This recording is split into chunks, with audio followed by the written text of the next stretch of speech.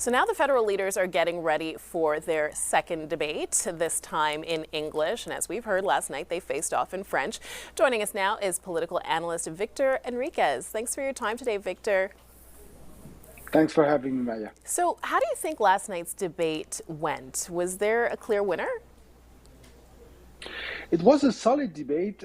We can look at this debate in two ways. First of all, in terms of communications performance, Mr. Poilievre was pretty solid. He had the best liners, his French was very good, and he made a good understanding of what he was proposing to Canadians. But you need more than that to win a debate. And if you look at the results of the debate, if you look at the fact that to win a debate, you need to make people move their votes. Mr. Carney was very good. His French was more than expected, and he didn't lose any votes yesterday. He didn't do any big mistakes. So he come out as the big winner of this night. Okay, well, to your point about Mark Carney, it seems because the expectations for him were low going into it because of his level of French, if he was able to survive the debate, that would be enough. So does that mean there's a lot of pressure tonight because expectations will be higher in English? The pressure will totally shift today because yesterday it was all about avoiding mistakes. It was all about being good enough in French, and in fact his opponents were the reason why the expectations were so low, Maya, because even Mr. Blanchette, Mr. Poilievre, and Mr. Singh, they all talk about the fact that Mr. Carney had a language issue.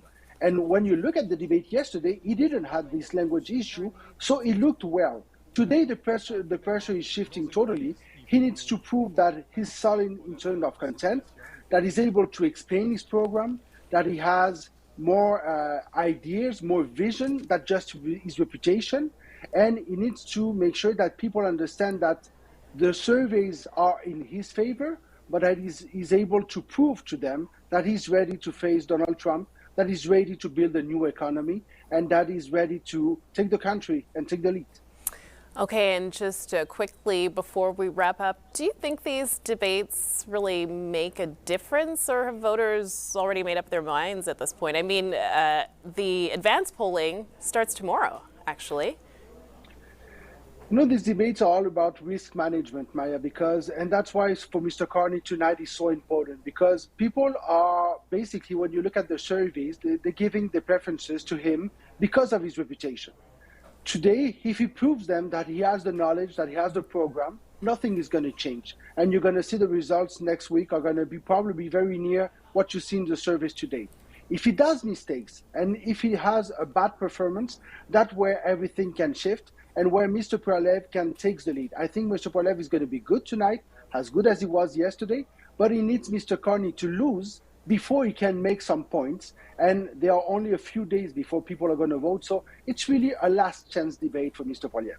All right, Victor Henriquez, a political analyst, thank you again for your time today. We appreciate it. Thank you for having me. Have a good evening.